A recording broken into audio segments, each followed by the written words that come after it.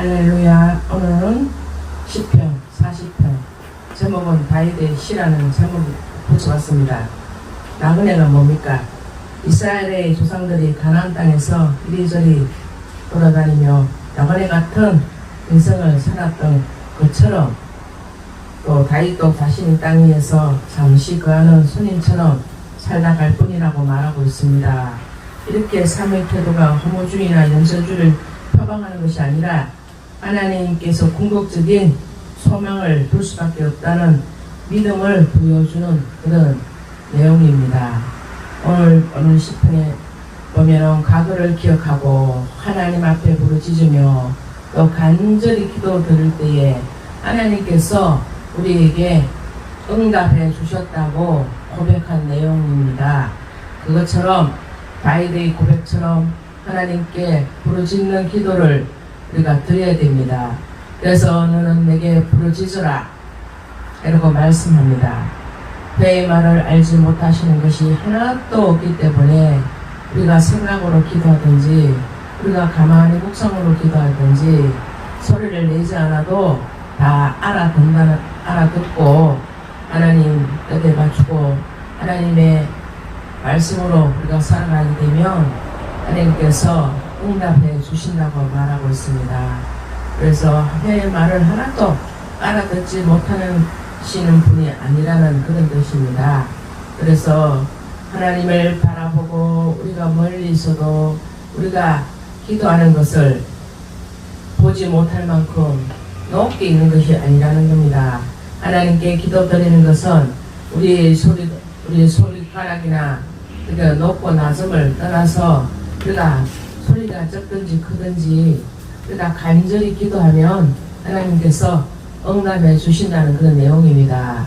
다윗이 하나님 앞에 간절하게 기도할 수밖에 없었고 큰 소리로 기도할 수밖에 없었는지 이걸 2절에 보면 나를 기가 막힌 웅덩이와 수렁에서 끌어올리시고 내 발을 반석 위에 두신 내 걸음을 견고하게 하셨도다 이런 내용이 있습니다. 그처럼 기가 막히고 또 황폐하고 정말 힘든 가운데 너무 처절하고 힘들고 어느 누구도 나를 일으켜 줄 수 없는 웅덩이, 수로 높은 것을 의미하고 있습니다. 수렁은 진흙으로 질퍽질퍽한 이런 구덩이를 의미하고 있습니다. 그처럼 하나님이 처절하고 큰 소리로 기도드리고 기도를 들으신 하나님께서 자신을 반석 위에 세우시고 걸음을 우리가 견고하게 하셨다고 하는 다윗의 고백이라는 겁니다. 그것처럼 하나님은 우리를 인도하심으로 역사하심으로 우리가 또 이렇게 기도하고 또 우리가 어려운 난관과 어려운 문제를 사람을 통해서는 도무지 풀 수 없는 것들을 하나님 앞에 처절하게 기도함으로써 하나님께서 그것을 직접적으로 체험하게 하시고 또 하나님이 그 기도를 들으시고 응답했다는 그 내용을 고백하고 있다는 겁니다. 그처럼 3절에 보면 새 노래 곧 우리 하나님 앞에 올릴 찬송을 내 앞에 두었으니 많은 사람이 보고 두려워 여호와를 의지하리로다 이런 내용이 있습니다. 그것처럼 다윗의 입에 새소리를 담아 주셔서 그 노래로 하나님께 찬송을 드렸기에 많은 사람들이 자신을 보고서 하나님 의지하는 사람은 삶은 저렇구나 이런 걸 보고 자기의 잘못을 돌이키고 또 자기 잘못을 고백하고 회개하고 또 하나님 앞에 돌아오기를 원하는 그런 내용입니다. 그래서 복 있는 사람은 하나님을 의지하고 하나님께 소망을 두고 살아야 된다는 그런 내용입니다. 우리가 아무리 세상을 잘 살다가 걱정 근심 없이 물질이나 이 땅의 모든 이루고자 하는 것을 다 이루었다 하더라도 하나님 없이 이 세상 것으로 잘 됐다고 하는 것은 잠시 잠깐 풀이 잠시 잠깐 있다가 없어질 풀 같은 우리 존재의 인생인데 그것을 영원한 것처럼 자기가 다 이룬 것처럼 자기만 계속 복을 많이 받고 교만해서 아, 저 사람은 복 받을 짓을 못해서 못 받았구나 이렇게 교만을 들다가 나중에는 하나님 앞에 심판받을 수 없다는 그런 내용입니다. 그래서 다윗은 하나님께 행하던 기적이 많았고 또 우리를 향하신 하나님의 생각이 많아서 그 무엇도 견줄 수 없다고 셀 수도 없다고 고백하고 있습니다. 그것처럼 우리가 하나님 앞에 우리가 살면서 정말 모든 영광을 하나님께 돌리고 나의 근심과 걱정과 모든 것을 주님 앞에 맡겨야 된다는 겁니다. 그래서 하나님이 우리에게 원하시는 것을 제사, 드림이 아니라 예물을 드리는 것보다 하나님 말씀을 지키며 사는 것이라고 하고 있습니다. 그것처럼 다윗은 하나님의 뜻을 즐기며 하나님의 말씀이 자기 마음에 있다고 고백하고 있습니다. 그것처럼 하나님이 우리에게 나타나신 것은 하나님이 우리에게 구원과 하나님의 인자하심을 드러내는 삶을 살라고 고백하고 있습니다. 그래서 우리 죄가 머리털보다도 많다고 하는 것은 성령님께서 우리에게 강하게 우리에게 사랑하는 사람들에게 우리의 삶에서 개입합니다. 왜? 내가 많은 죄를 짓음에도 불구하고 이걸 제가 죄인지를 모르게 되면은 해결할 수가 없습니다.